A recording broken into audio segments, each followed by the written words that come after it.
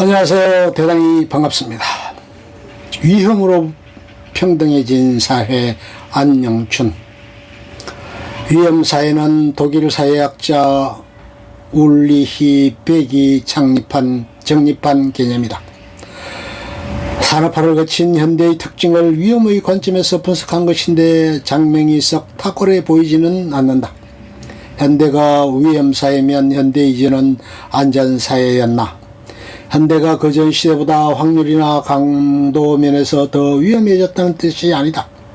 인간에 의해 위험해진 사회, 전 지구적으로 위험한 사회, 빈부 가리지 않고 위험한 사회, 위험을 통계적으로 예측할 수 없는 사회로 변했다는 정도로 이해할 수 있다. 더 나은 장면도 쉽지 않을 것 같긴 하다. 현대사회의 위험의 형질이 어떻게 변했는지 핵을 들어 짚어보자. 체르노빌 핵발전소 참사는 자연이 아닌 인간의 과학기술에 의해 일어났다. 발전소 인근인 우크라이나와 벨라루스를 넘어 모든 유럽 국가 사람들의 건강과 생명에도 두고두고 막대한 피해를 줬다. 핵물질은 인간 국가 간은 물론 개인 간의 빈부차도 가리지 않았다. 그리고 보험업계의 위험 예측 모델을 아득히 초과했다. 1986년 체르노빌 핵발전소 폭발 사고를 보고 백이 같은 제목의 책을 서둘러 발간했다는 사실은 의미심장하다. 기후위기가 일상속까지 깊이 파고드는 걸 절감하는 올여름 백의 오래전 이론이 대단한 통찰이었음을 새삼 깨닫게 된다. 북미 서부의 살인저가인 폭염이나 산불과 대서양 건너편 서유럽을 휩쓴 1천년 만의 대홍수는 상반되는 기상현상이지만 기상의 종합적인 상태인 기후의 관점으로는 하나의 현상이다. 또한 두 지역은 산업화 초기부터 온실가스를 줄기차게 내뿜어온 지역이었고 그럼에도 저개발 국가들보다 기후위기에서 훨씬 안전했다는 공통점이 있다. 그러나 이제 임계치를 넘어서고 있다. 그린 스완은 기후위기에 따른 위기가 실물경제 위기를 거쳐 금융위기로 치달을 것을 경고하는 용어다. 금융 분야 가운데 보험업계가 체감하는 위기는 특히 심각하다. 올여름 북미 서부의 산불이나 서유럽 대홍수 같은 위험을 상품화할 수 있는 보험 자본은 없다. 내년 여름에는 어떤 기상재앙이 발생할지 통계적으로 예측해 보험료를 매기는 것도 불가능하다. 아무리 돈이 많아도 보험에 가입할 수 없다. 인류는 위험을 통해 비로소 평등해지는가. 글로벌 억만장자들은 최근 우주 진출 경쟁은 전지구적 위험사회에서 탈출하려는 본능적 몸부림이 아닐까. 위험사회다. 폭염, 대홍수, 기후위기가 임계치를 넘어서고 있다. 내년에는 어떤 재앙이 발생할지 예측이 불가능해 보험료도 매길 수 없다. 위험으로 지구가 평등해진 것인가? 억만장자들의 우주 진출은 위험한 지구에서 탈출하려는 본능일까? 어느 리더의 죽음. 리더는 스스로 목숨을 끊었다. 문장을 써놓고 보니 패전한 사무라이 우두머리가 맞았을 법한 최후의 순간이 일본 막부 시대를 배경으로 연상된다. 그 정조는 단연 비장함이었을 것이다. 비장이라는 낱말에서 비와 장은 대등하지만 죽음마저 자신의 결단임을 내세우는 저 미학적 행위에서만큼은 장엄함이 슬픔을 압도한다. 얼마 전 직장 내 괴롭힘에 시달리던 한 젊은이가 세상을 등졌다. 그것 또한 리더였다. 이걸 첫 문장을 그대로 옮겨도 사실관계에 어긋남은 없다. 하지만 그의 죽음 얼으면 장엄함의 옅은 그림자 한 조각 어른거리지 않았다.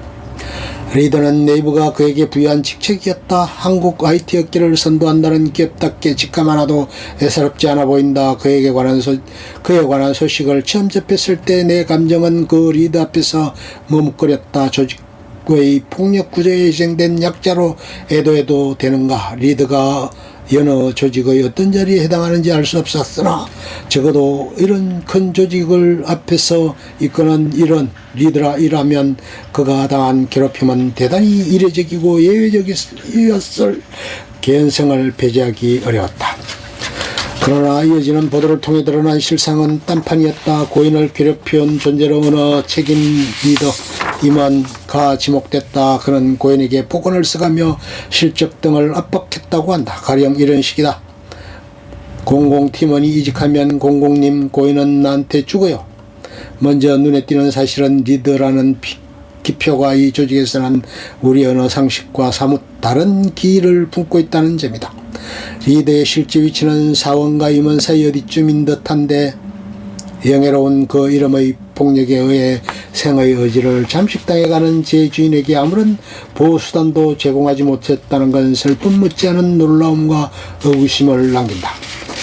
그런데 의문을 풀어줄 단서 또한 책임 리더의 폭언 속에서 찾을 수 있다. 협박성 발언을 하면서 깍듯이 님이라는 존칭 전미사를 붙이고 나한테 죽어요라고 존대어 스스로를 쓰고 있는 건 기표와 기의가 단순한 불일치를 넘어 적대적 공모관계를 이루고 있음을 암시한다. 정중한 폭언이 억압과 폭력의 현장 부재증명 알리바이 수단으로 활용되고 있는 것이다.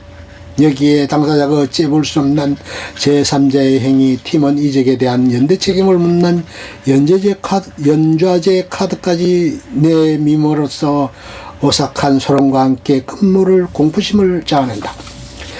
네이버류의 국제화 언어가 수평적 소통 문화의 상징이 되고 내노라는 기업들 사이에 상식으로 자리 잡아가고 있다.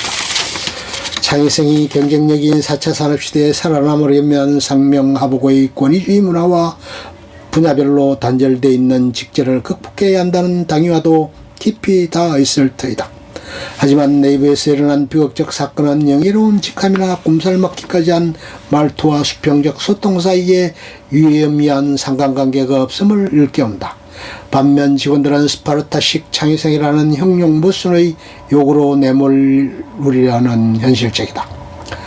그 책임은 예외적으로 질 나쁜 책임 리더에게만 있지 않다. 직원들은 특정 책임 리더의 부당한 행위를 다른 책임 리더들에게 전했는데도 시정되는 것은 없었다고 한다. 결국 리더가 스스로 목숨을 끊었다. 리더의 죽음에는 더 영예로운 직함을 가진 복수의 관계자가 직간접적으로 연루되어 있다.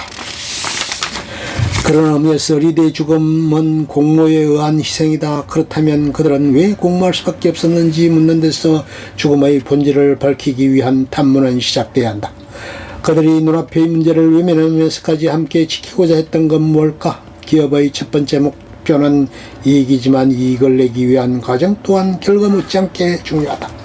수평적 조직 문화를 지향한다면 두말할 나위가 없다. 이익 목표를 설정하는 것과 그 목표를 이루기 위한 솔루션을 찾는 건 분리될 수 없는 과정이며 두 과정 모두 수평적 소통을 거칠 때 목표 실현 가능성도 커진다.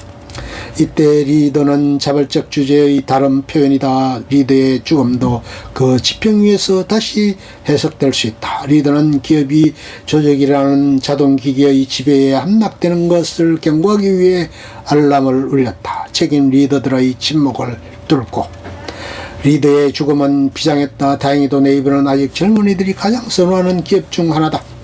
네이버 리더가 목숨을 끊었다. 책임 리더의 성과를 염두한 괴롭힘이 원인이었다. 기업은 이익이 목표지만 그 과정도 중요하다. 수평적 소통이 필요하다.